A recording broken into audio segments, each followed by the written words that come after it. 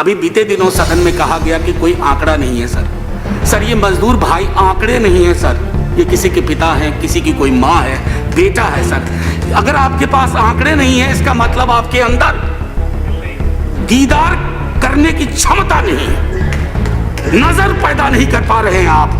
5 समृद्धि के टापुओं के निर्देश पे आपकी सरकार चल रही है और असमानता के महासागर में गोते लगाने वालों की कोई जिक्र नहीं है। मैं प्रपोज करता हूं कि हम सबको एक माफीनामा देना चाहिए देश के उन तमाम मजदूर भाइयों के लिए जिनके बारे में हमने चिंता नहीं की, जिनके बारे में फर्स्ट और सेकेंड लॉकडाउन में कोई बात नहीं हुई। थर्ड लॉकडाउन के बाद जब छवियां बिगड़ने लगी तो अचानक से हमने कहा कि ये क्या हो रहा है। ये शुक्रिया उपसभापति महोदय। हाँ। कभी कभी कोई नमस्ते आयोजन कितना भारी पड़ जाता है ये हमने हिंदुस्तान में देखा है बीते 3-4 महीनों में, तो आगे से बड़ी सावधानी बरतनी होगी। सर आप थे सदन में, एक दिन मैंने कहा था कि हम लोगों को दैहिक दूरी शब्द का इस्तेमाल करना चाहिए, सामाजिक दूरी नहीं। सर हमारे मुल्क में वैसे ही सामाजिक दूरी बहुत है सर, इतनी है कि हम उसको भर नहीं पा रहे हैं। हम ये नहीं भूले कि सामाजिक दूरी के बाद एक जमात के ऊपर मुकदमा होने लगा और कई और जमातें जो नमस्ते में थी या सरकार टॉपल करने में थी, उन जमातों का जिक्र इस अफसाने में नहीं हुआ। ये चिंता का विषय है सर। कोरोना संक्रमण मार्च के आखिरी हफ्ते के हालात हम सब वाकिफ हैं सर। लॉकडाउन हुआ, मैं माननीय मंत्री महोदय से जानना चाहूंगा क्या ये व्यक्तिगत निर्णय था या सामूहिक निर्णय था, क्योंकि हमारे यहाँ कैबिनेट सिस्टम है। अगर ये सामूहिक निर्णय था तो तैयारियों के बारे में बताएं, आपने क्या तैयारियां की? क्योंकि वो जो अचानक का लॉकडाउन था सर, उच्च मध्यम वर्ग को तो अपने दायरे में लगा कि हम सब ठीक हैं, हमें अपनी चिंता होनी चाहिए। हम बाकी से भूल गए कि जिनकी चिंता होनी चाहिए थी वो हमारी चिंताओं से गायब हो गया। अभी मजदूरों का जिक्र हो रहा था जो अलग अलग राज्यों में अलग अलग राज्य से आके काम करते हैं सर। मेरा मानना है अभी बीते दिनों सदन में कहा गया कि कोई आंकड़ा नहीं है सर। सर ये मजदूर भाई आंकड़े नहीं है सर, ये किसी के पिता हैं, किसी की कोई माँ है, बेटा है सर। अगर आपके पास आंकड़े नहीं है इसका मतलब आपके अंदर दीदार करने की क्षमता नहीं है, नजर पैदा नहीं कर पा रहे हैं आप। 5 समृद्धि के टापुओं के निर्देश पे आपकी सरकार चल रही है और असमानता के महासागर में गोते लगाने वालों की कोई जिक्र नहीं है।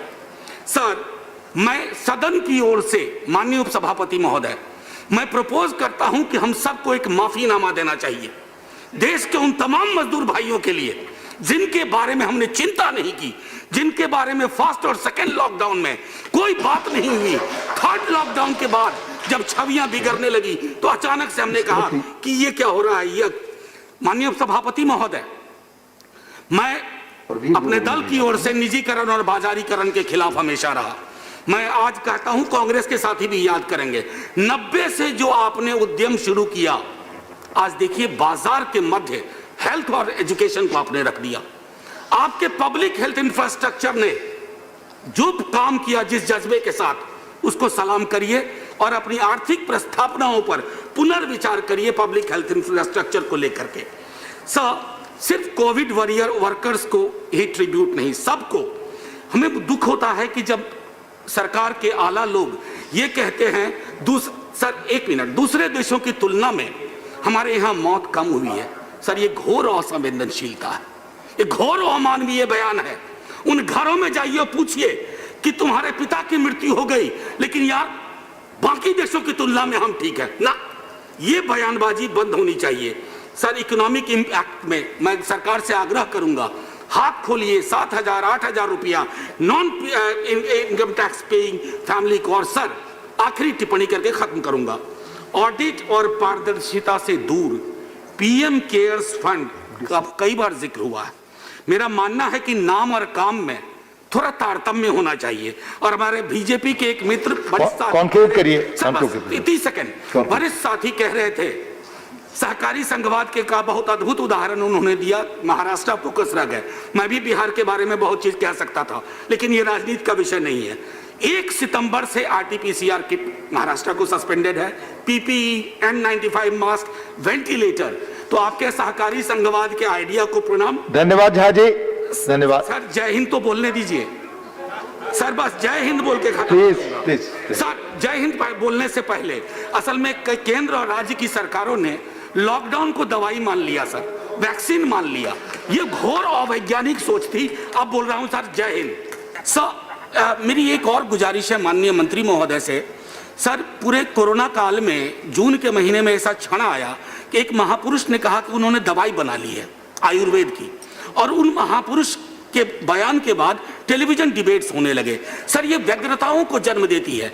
कोरोना संक्रमण की लड़ाई वैज्ञानिक तरीके से हो।